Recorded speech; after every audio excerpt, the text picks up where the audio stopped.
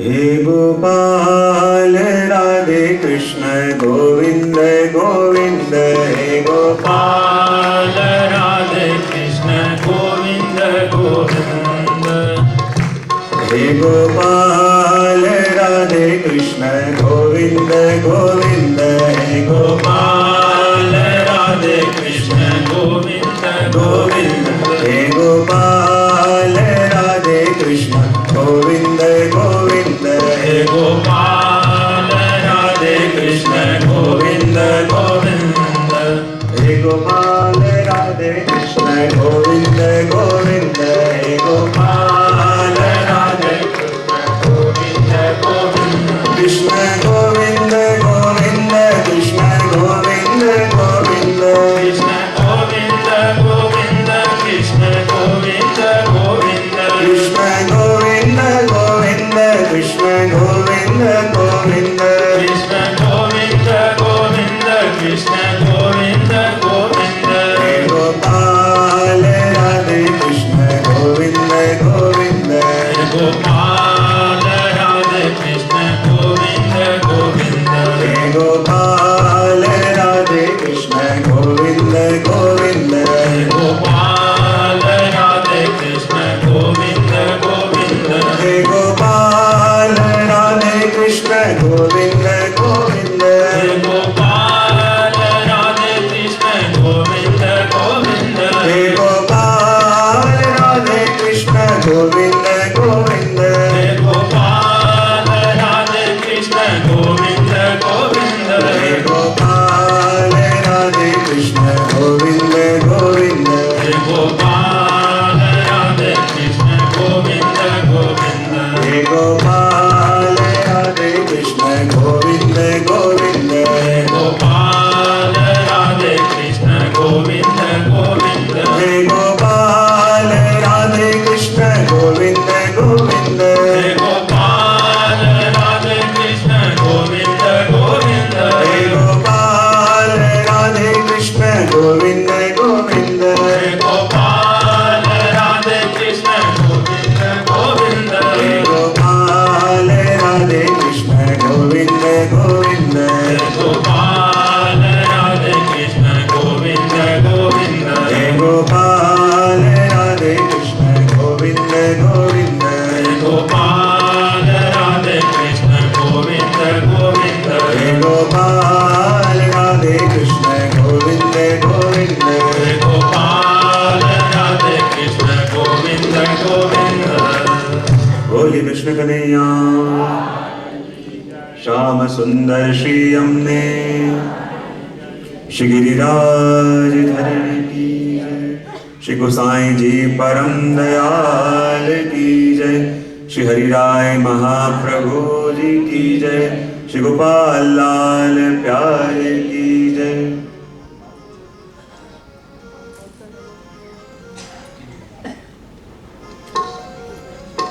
આદિ વ્રજની અંદર ઉપસ્થિત બધા જ વ્રજના સન્નિકસ્ટ અને બધા જ સંલગ્ન ટ્રસ્ટીગણ કમિટી મેમ્બર્સ એવં શ્રી યમુનાજીના ગુણગાન શ્રવણ કરવા માટે આવેલા મારા બધા જ આત્મીજનો 41 પદોના માધ્યમથી શ્રી યમુનાજીના ગુણગાન શ્રવણ કરવાનો શ્રી યમુનાજીના સ્વરૂપના ચિંતન કરવાનો પ્રયત્ન આપણે કરી રહ્યા છીએ।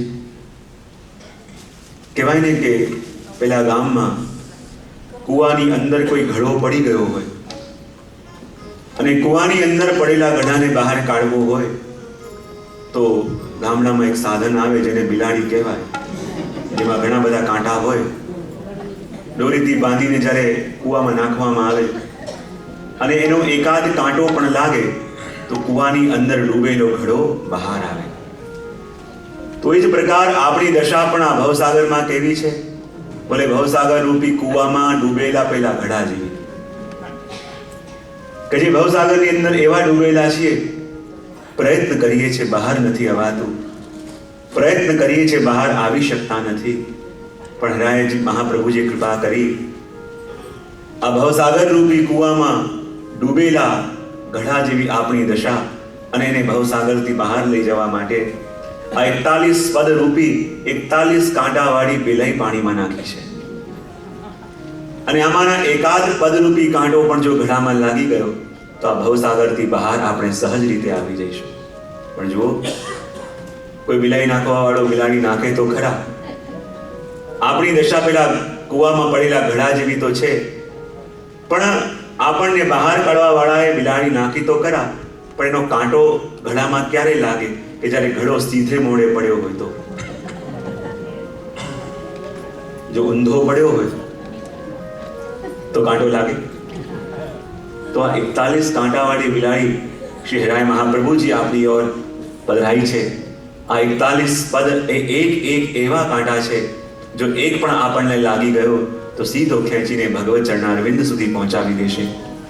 અને એ જ 41 પદના માધ્યમથી શ્રી યમુનાજીના સ્વરૂપ, શ્રી યમુનાજીના નામ, શ્રી યમુનાજીની લીલા ગુણનું દર્શન આપણે કરીએ છીએ.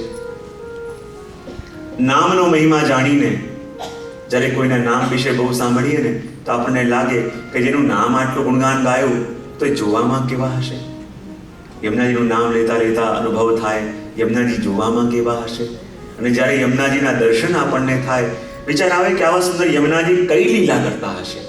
લીલામાં આસક્તિ. અને પછી લાગે કે જેનું આવું સુંદર નામ છે, જેનું આવું સુંદર સ્વરૂપ છે, આવી સુંદર લીલા તો કરે છે, પણ એ લીલાઓ ક્યાં કરતા હશે? ધામમાં આસક્તિ થાય. એ જ પ્રકારે શ્રી યમુનાજીના પણ નામ, રૂપ, લીલા, ધામ ચારેયનું વર્ણન સાંભળતા સાંભળતા આપણે સવારે કેટલા પદ દર્શન કર્યા? વાહ, ચલો યાદ તો છે. મને એમ કે યાદ નહીં હોય. ગોવિંદ સ્વામીના પદોની શૃંખલાની અંદર આગળ આપણો ક્રમ છે 8મું પદ. અને 8મા પદની અંદર ગોવિંદ સ્વામી સુંદર દર્શન કરાવે છે. જ્યાં સવારે આપણે શ્રવણ કર્યું કે યમુનાસી નાહી કો ઓર દાતા. જે વસ્તુ શ્રી યમુનાજી આપે છે એવું આ દુનિયામાં કોઈ આપી શકતું નથી. તો કહે એવી કઈ વસ્તુ યમુનાજી આપે છે? તો એવી અનેક વસ્તુઓ આપણે સવારે જોઈ, પણ એક વિશિષ્ટ વસ્તુ, એક વિશિષ્ટ સ્વરૂપનું વર્ણન આ પદમાં ગોવિંદ સ્વામી કરે છે કે જે યમુનાજી આપણને આપે અને બીજું કોઈ આપી ન શકે. તો કઈ યમુનાજી શું આપે? તો કહે ચરણ પંકજ રેણુ શ્રી યમુને જુદે. તો આવો 8મા પદનું શ્રવણ આપણે કરીએ અને પછી એનું દર્શન આપણે કરીએ. ચરણ